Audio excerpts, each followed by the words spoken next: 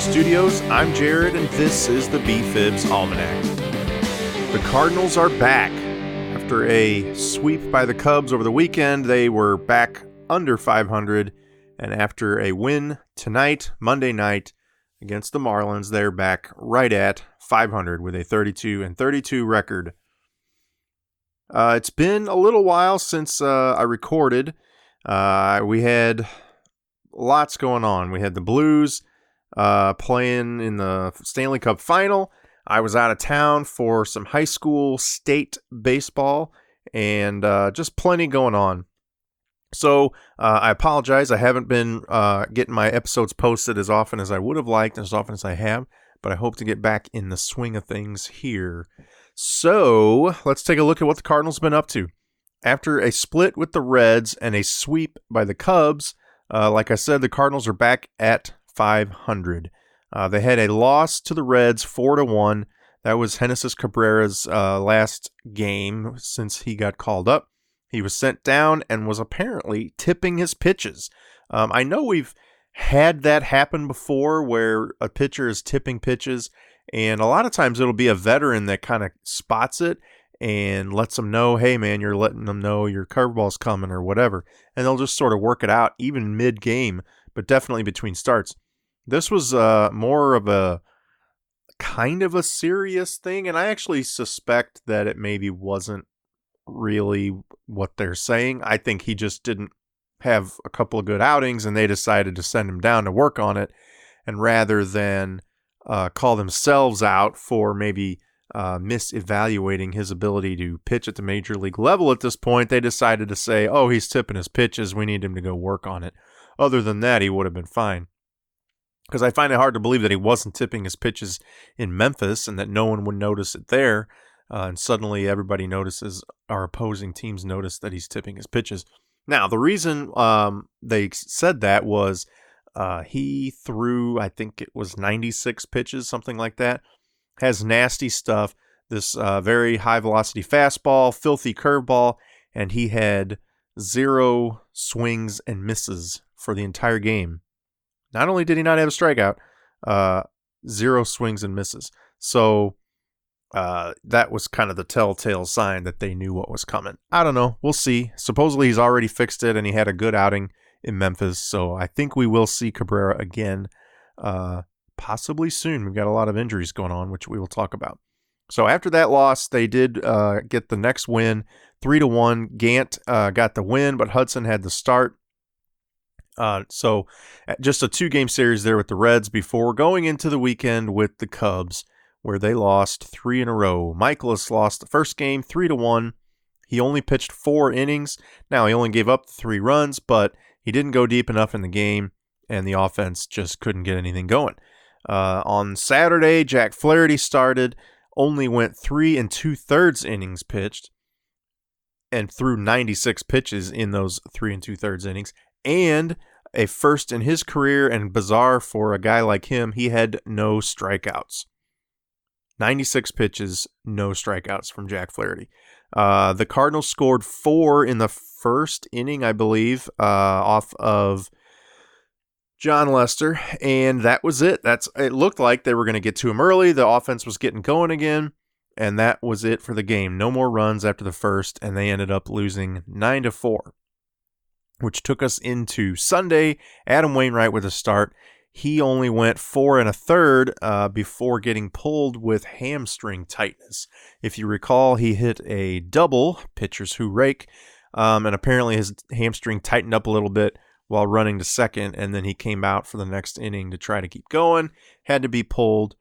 To his credit, he only gave up 3 earned runs, but after he came out, the bullpen gave up a couple more, and it wouldn't have mattered anyway because the offense only scored 1 run for a 5-1 loss. So, the offense has been hurting us. That's been the problem all along. In the one win against the Reds, we only scored 3 runs. The loss on Saturday, we only scored 4. Besides all those, in the last 5 games, they only scored 1 run in each of those other games. So the offense has been struggling. As we mentioned, Wainwright went on the 10-day IL injured list. It could be longer than that. We'll see with the hamstring. But they said right now they expect him to only miss 1 start. I don't know. You never know with a hammy. They have been calling up guys at different times. So Daniel Ponce de Leon got called up. Ryan Helsley got called up. As we said, Cabrera was sent down.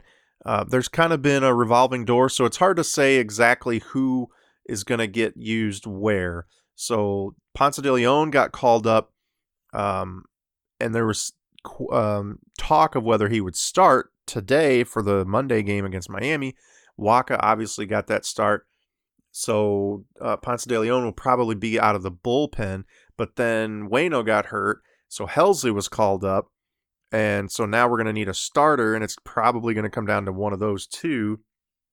I think they would go with Daniel Ponce de Leon, but it really just kind of depends on how he and Helsley have been stretched out. So, and I'm not really sure about that. I don't think either of them have been being used as starters, but we'll see, and maybe they'll do a start by committee kind of thing. So we've got a few days for that to find out, and they could make another move in the meantime. So the bullpen has been in flux. The rotation will be in flux. But as we said, Waka got the start today, and the Cardinals kind of turned it around a little bit. They did take the first of 3 in Miami. They got the win, 4-1. Waka went 6 innings pitched, no earned runs, 2 walks, 4 strikeouts, 5 hits on only 75 pitches. So he definitely could have kept going pitch count wise, but I think they wanted to avoid him getting through the entire order a third time and all that stuff. So a good outing for him, scoreless for 6 innings.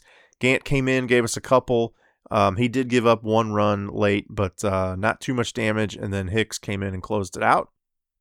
So overall, not a bad outing. Now, that being said, with the win, the offense is still struggling. They only had 4 hits on the night. They were actually out-hit by Miami, even though we had 4 runs. Those came on errors. 1 for 5 with runners in scoring position, and 4 were left on base. So we kind of took advantage of some opportunities that the Marlins gave us, which is good. You got to do that. But they did not really look like they've turned it around offensively. So we'll see what they do in the next couple days. Also, defensively, Matt Carpenter had 1 error, a couple of poor throws. He even had another, what could have been a double play. He had a weak throw over to second, and then Wong didn't have time. He threw to first, but they didn't get him. So it wasn't for sure going to be a double play. It didn't look like a very good throw because it's Matt Carpenter, and he never has what looks like a very good throw. He did help start a double play earlier in the game. But overall, man, I hate watching him play third base. And when he struggles hitting, it just annoys me even more. But anyway, let's not dwell too much on Carp at this time. We'll see. What I do want to dwell on is the offense and specifically the outfield. So some of our outfielders were really the ones carrying the team earlier in the year, specifically Jose Martinez and even Dexter Fowler. If you recall, his batting average wasn't that great, but his on-base percentage was really good. He was still contributing, and he kept that average up for a little while. But let's take another look at it. Now, before we get into those outfielders, I don't know why I started with outfielders when I really want to start with Paul DeJong. DeJong had the night off tonight. Munoz started at shortstop in his place because he's been struggling. Now, he also, maybe would have had a scheduled night off anyway. They had a long day of travel or night of travel. Got in late. So DeJong may have had the day off anyway, but let's take a look at his numbers. Now, I just went back a month. I went to May 9th. He didn't play tonight, which is June 10th, so I went back from May 9th to June 9th. So 1 month. That's 109 plate appearances for him. He is batting in that time 178 with a 312 on base percentage and 311 slugging. Obviously, the batting average is bad. The on-base actually isn't terrible, all things considered. I mean, you'd like to see that higher, but 312 is not horrible. 178 average, 311 slugging is very low. In that month, he had 15 walks to 23 strikeouts, only 16 hits, 3 doubles, 3 home runs. So not what we've been used to seeing from Paul DeJong. He led this team for the first month of the year and just has fallen off a cliff and has really struggled. So I do think he's going to turn it around, but this is a long period of time now where he's not hitting. All right, let's take a look at the outfield. So Dexter Fowler, if you recall, was one of the better players. He was earning that starting time. Bader went down earlier in the month or in the season with an injury, and Fowler kind of grasped that starting position. He was in center field and was earning it, right? He was contributing. Well, let's look at that same time frame. So in the last month, since May 9th, that's 93 plate appearances for him, so just a few less than DeJong. He is batting .179 with a .304 on-base percentage and a .359 slugging. So nearly the same numbers as DeJong, a little bit higher slugging actually, but still not good. 11 walks to DeJong's 15, 27 strikeouts to DeJong's 23, 14 hits to DeJong's 16. 2 of those were doubles, 4 of them were home runs. So Fowler's only got 5 home runs on the year. 4 of them came in the last month. So his power has increased a little bit, I guess you'd say, 4 home runs in the last month. But everything else is pretty bad. As bad as we said DeJong looked, Fowler's been even worse. So, obviously fallen off the cliff, just like DeJong has. Now, Harrison Bader. So he was kind of looking very good before his injury, and a lot of people thought he should be playing more after. If you recall, when he first came back, he wasn't getting to start every day. He was filling in here and there. They were splitting time. And people were saying, hey, look what he did over the weekend or whatever. He should be playing more. Well, let's look at his numbers. So again, in that same May 9th to June 9th time frame, which is only 73 plate appearances compared to 109 and 93, 254 batting average, so a little bit better batting average, significantly better batting average, actually. Only 315 on base percentage, 478 slugging. So better average, still not really taking many walks, so his on base isn't much better than his average. But his slugging is, over 120 points better than Fowler, 160 points better than DeJong. Only 4 walks, like we said. 19 strikeouts, though, compared to Fowler's 27 and 23 for DeJong. 17 hits. 4 of those are doubles, a triple, and 3 home runs. So definitely better, but not great. Better than Fowler and DeJong. We're talking outfielders here, though. Better than Fowler for sure. His defense is better. His arm's better. So he needs to be out there every day, and I think he has been lately and will be, I think. Jose Martinez, the other outfielder that was looking so good for so long, earning that playing time. Well, what's he done over the last month? 206 average, 296 on base, 270 slugging. Oh my God, that hitting line there, everything's in the twos. That is not what you want to see. 7 walks, 13 strikeouts, 13 hits, one of which was a double, one of which was a home run. So his strikeouts aren't horrible. Like we said, 23 for DeJong, 27 for Fowler, 19 for Bader. So only 13 strikeouts for Martinez. He does have, less plate appearances, but still, I guess he's putting it in play, and he's just getting out. I think it's a lot of pop flies. So he's just not doing what he was doing earlier. And you add that up with the struggles of other guys in the lineup, and it makes for a rough offensive effort. Now, the one bright spot in this, or one of the bright spots, especially, particularly the outfield, is Ozuna. So in 111 plate appearances in the last month, he's batting .277 with a .333 on base and a .505 slugging, 9 walks to 26 strikeouts, 28 hits, 5 of those are doubles, 6 home runs, and 24 RBI. So definitely the strikeouts are high, but you're going to get that with a power hitter like him who's swinging at everything. But he did, he made up for that with 28 hits and 9 walks. So you'd like to see his walks increase, his on-base percentage overall, but you'll take all those other numbers. I believe as of yesterday, he had 54 RBI. I don't think he had any RBI tonight. He was knocked in. He did have a double, I believe.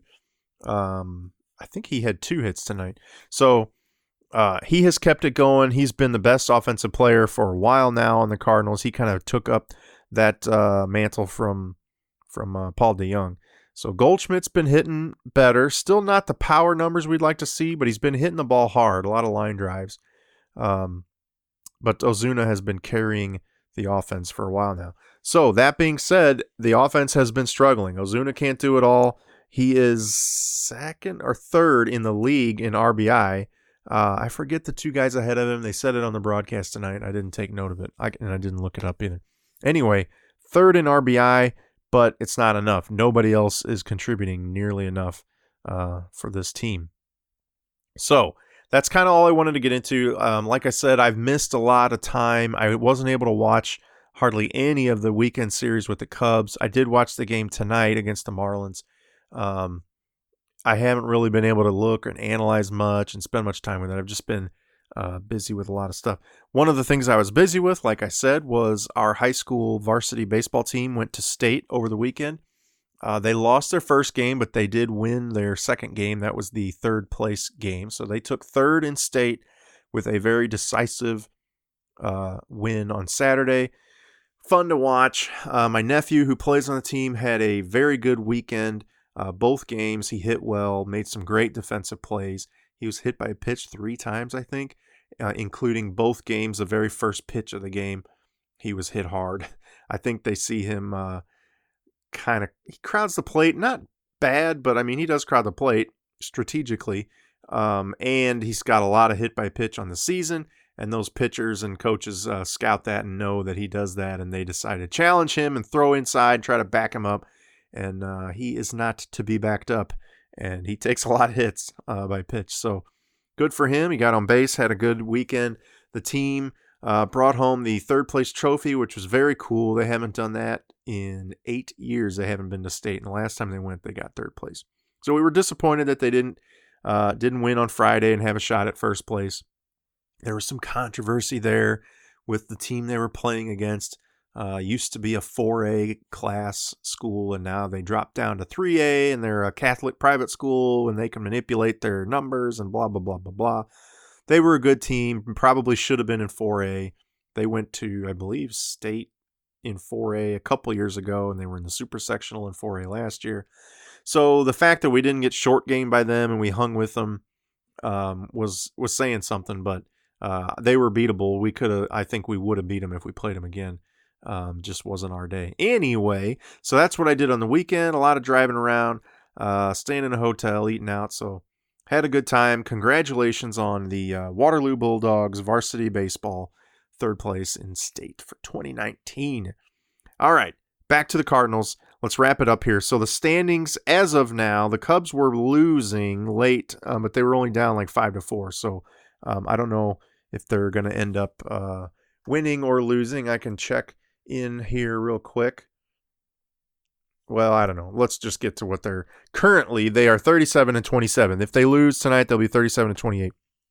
They are tied in the standings with Milwaukee at 38-28. Milwaukee was off tonight. If the Cubs lose, they'll drop a half game, and Milwaukee will leapfrog them into first. So we'll see.